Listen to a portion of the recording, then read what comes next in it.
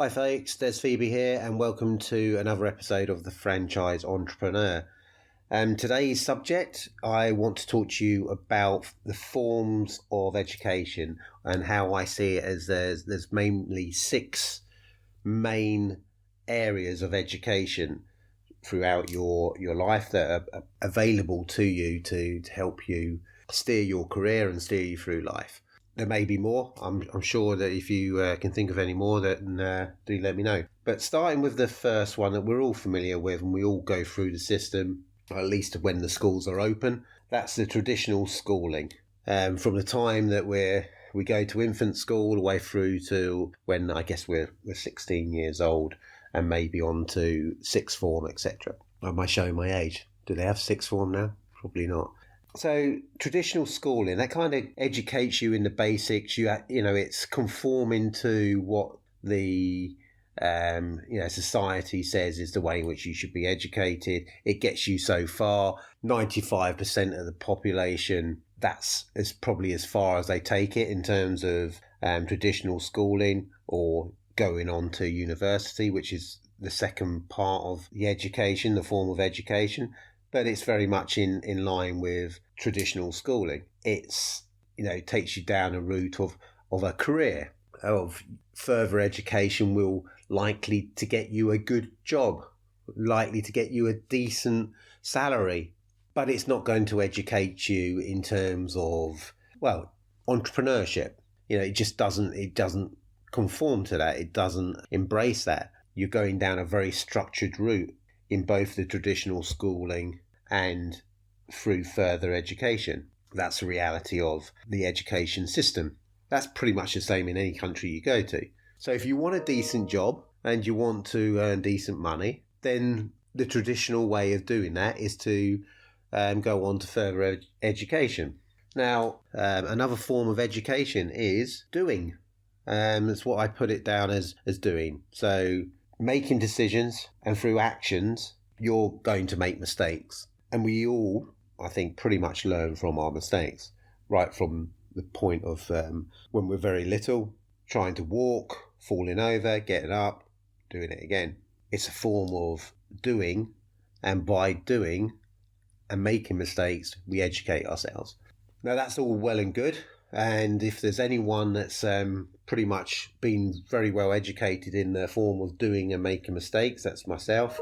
I would definitely say that's probably been one of my biggest learning forms over the years, because I'm a person that does things. I was not very good through the traditional schooling system. I didn't find that I learnt through that. I found it very frustrating, for many reasons. I had a hearing problem in one ear right up until I was 11 o'clock. Until I was 11 years old even. Sorry, I've got a meeting at 11 o'clock, must be on my mind. So in those days, if it wasn't, well, even if it was recognised by the teachers, they just weren't interested. They just put you at the back of the class and assumed that you weren't very good at learning. You were written off. So by the time I got over those hearing issues when I was 11 years old, I was long way behind everyone else. So that built up a lot of frustration in me. I knew I had fallen behind. I lost a lot of interest in education, and I only really concentrated on a handful of subjects that I was really interested in. That's the system that was there.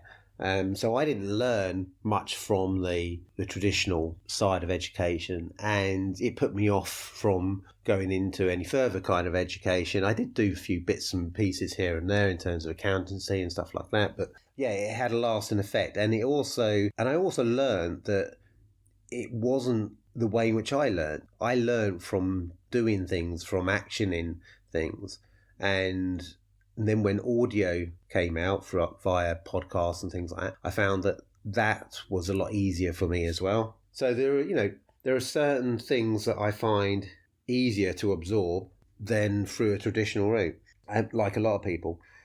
Then we come on to the fourth one, which is coaching, mentoring, learning to avoid common mistakes through learning through other people's mistakes. Now, that's obviously a good route. If you take on a mentor or a coach, then and educating yourself through them, you're likely to avoid some of the common mistakes that a lot of people will make. And I wish I knew more about that when I was younger, when I first started out in business. I could have avoided a lot of the mistakes that I did make. But I think that has its place at a certain point in your journey. I think if you take it on too early in your journey and you put too much emphasis on other people, coaching and mentoring and learning from their mistakes, there's a problem that you will not take responsibility for your actions. You need to be responsible for the actions that you make. And if it goes wrong, then you shouldn't be blaming someone else, a mentor or a coach, which would be a temptation to do. I think for me, I still think doing your own actions and taking responsibility for your own actions is the best form of education for me. There's a lot of people out there that will say that's complete nonsense. You should learn from other people's mistakes. I'm not saying you shouldn't. I just think there's a time when that becomes a bit more relevant, and you should be doing more of that. I'm at that stage now. I'm looking for mentorship. I do all sorts of coaching and go to courses and things like that. So I'm at that stage now. I should have probably done that a few years ago, but I certainly shouldn't have done it when I was in my early 20s or when I was immediately starting out. I should have probably maybe done a little bit of further education, but I think I learned an awful lot more through some of the mistakes that I made. I know there's going to be a lot of people that will disagree with that. And it's, everyone has their own course to chart. Number 5, self-taught. And this is where we come into books, podcasts, online, internet, etc. Now, books I always struggled with in terms of reading. Podcasts have been very useful for me. Listening to books on audio, very useful. And it really does depend on the type of education that I need at a given time. For me, something that's more audible, I can learn quickly and I can learn quite specific areas. I still use books, and the reason why I like books is that I can zone in on a particular subject and keep on going back over it. I can highlight it and keep referring back to it. But I'm a very slow reader, and so if I want to learn something quickly, I will go to audio. If I want to, for something quite fundamental and is central to my strategic planning, I'm more likely to read it and read it and read it and read it and over again, highlight it and keep referring back to it. That's just the way in which I soak information in. That's my way. So we come to, what are we on now? On to number 6, which is the last one, observation. Now, observation is, again, something that I like to do quite often. If I'm on a course or if I'm listening to a seminar or a speaker, things like that, you're observing other people. And it could be that I'm in a network meeting. I will observe other people and I will take in how they are, the information that they're giving out. But also I'll be looking at their mannerisms, how they project themselves, their body language, things like that. I observe. That's a really big form of education for me. It enables me to learn a different kind of, in a different kind of way. The way in which we project ourselves. You're not going to pick up from a book or even from audio or anything like that. Watching someone's mannerisms and how they handle things, how they interact, their body language. That's observation. And I'm big on that. Always have been a very good observer of people. And it's not the same as self-talk. When we talk about self-talk, we're talking about the actual physical learning of books, podcasts, etc. Observing through the eyes is a different thing, in my opinion. So we all have different ways. And I think the important thing is for you to understand how you take in information personally and recognize it and stop trying to be someone else. Just because, you've got someone else who reads 20 books a month, you shouldn't feel bad because you can't do that. or frustrated by that. And that's one of the things that I had to learn, because I did get really frustrated by the fact that, it seemed to be, again, social media, people saying, oh, within network groups and things like that, oh yeah, I read this book. And it seemed to be that they were just like pouring through books and more and more, and they seemed to be educating themselves a lot quicker than I was. Now, maybe they were, maybe they weren't being totally truthful. I don't know. Maybe they do learn that way. But the point is, if you learn a lot of things but you don't actually action them, then that education isn't worth an awful lot to you. Action following education is the most important thing. I know people will go on like course junkies or book junkies. They read everything, but it doesn't mean they actually do anything. I'd like to think that when I read something, I read it for a specific reason. It's because I want to implement something and I need to know how to do something, or I need to be inspired by something. So I'm quite selective in what I read and what I educate myself in, because I know it's hard for me. So I don't read randomly. I read for a specific reason, or audio or any other form of education. And it's generally to action something from what I've learned. A lot of people will just learn for the sake of learning. So you need to do what is right for you, and shouldn't be comparing yourself to how someone else educates. Because as I said, some people will find it a lot easier to be able to learn through visualization or through audio, etc., etc. Find your way, find what's good for you, find what works for you. Now, I'm not sure what's the most important one for you out of all of those, but for me, it quite simply comes down to doing, as I suggested before. I do absolutely think you should learn from other people's mistakes. But the reality is that if you're anything like me, you will listen and learn from other people, and then you will take that information and you will interpret it in your own way. And then you will carry that out and you will action it. And you may make a mistake in the carrying out of that. That's where the real education comes in for me. Through the action, through either making a mistake or seeing the success of the action. So that's my learning. That's how I learn. That's what I think is the most important thing. I think if you learn and don't action, then it's pointless. Probably why one of the things that I got frustrated through the traditional schooling system was that I knew that, or I felt at the time that a lot of that information I wasn't going to use. I could see, I could see forward that when I was going to be an adult, was I really going to need some of that information? And because I was struggling in education anyway, was it a good use of my time? Even at that point, even at that young age, I was looking at it and self-analysing and going, I'm never going to be that good at this. So let's just concentrate on the things that I think that I can be good at and the basics of what I need. So reading, writing, mathematics, So I concentrated on the very basic stuff that I knew that I would need to function when I was older. And I steered away from the peripheral stuff because I knew it was just going to be a waste of my time. So learning through doing is the most important one for me. And I think that's going to continue, although mentorship is starting to become important to me as well, a bit of coaching.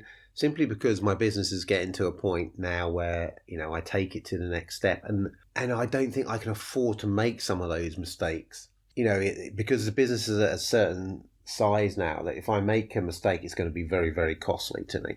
So if I can avoid that, then through some coaching, through some mentorship, then I should do it. But again, I'm not doing it just because it's become fashionable to be mentored or to be coached. I'm doing it for a specific reason.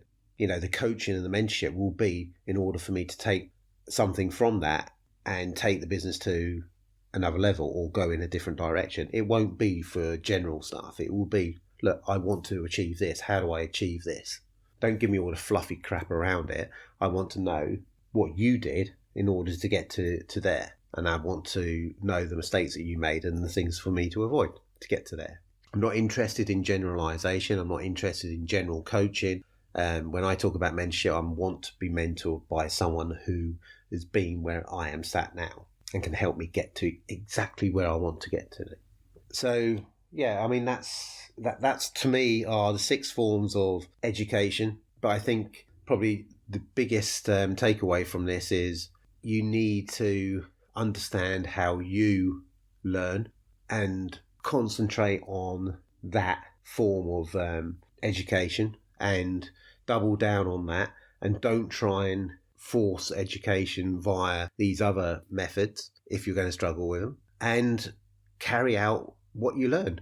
And that's probably the biggest takeaway that I can get from that, because it's, if you're wasting so much time trying to compete with other people and the way in which they educate themselves, then you're just wasting your time. What's the point in reading 20 books in a week or in a month, say, but you're just flying through pages and you're not absorbing any of that information, because that's not the way in which you absorb information, just so you can keep up with what someone else is saying on social media, or what some guru is telling you should be doing. Find what works for you. And that's what I try and do. It doesn't always work. I still get frustrated. I still feel sometimes that I'm behind the curve in terms of educating myself, because, I see so many other people doing, course after course after course, and I'm thinking, oh, well, or you read a book and the guy in the book said, oh, well, I read several hundred books, etc., etc. Well, okay, that's his way. It doesn't make you any less capable. It just means you learn in a different way. You just got to find what works for you. And for me, making my own mistakes is painful, but it's helped me a lot. But going forward, mentorship and coaching is the way forward for me. And it's taken me a lot of years to probably get to that point. When I was younger, no one knew what a mentor was.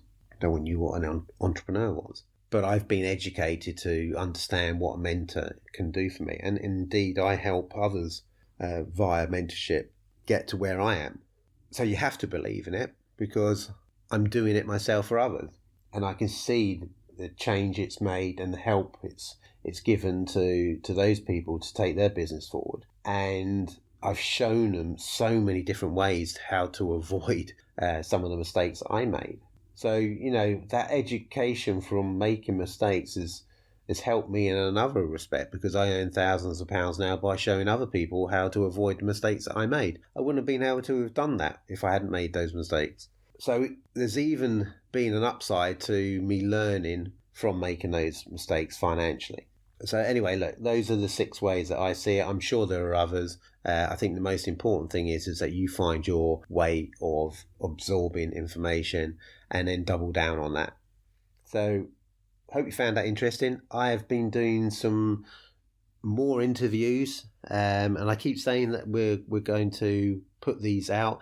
I'm just building up a bit of a back catalogue of interviews, so we don't have a lot of breaks between the interviews that we put out. So we don't have one interview 1 week and then we don't have another one for 3 months. So I'm hoping to put an interview out on a podcast every week, and the podcast will reduce from 3 a week down to 2. So you get to listen to me rambling on for one of those, and then another one you'll get an interview. So we've done a few of them so far. We've got a few more lined up. I'll start promoting those interviews shortly, but there's some really good ones on there so far, so I'm really pleased with them and how the format's been going. So that's really good. Hope you find that interesting when it comes out. So now take care of yourselves, and I'll speak to you again later in the week.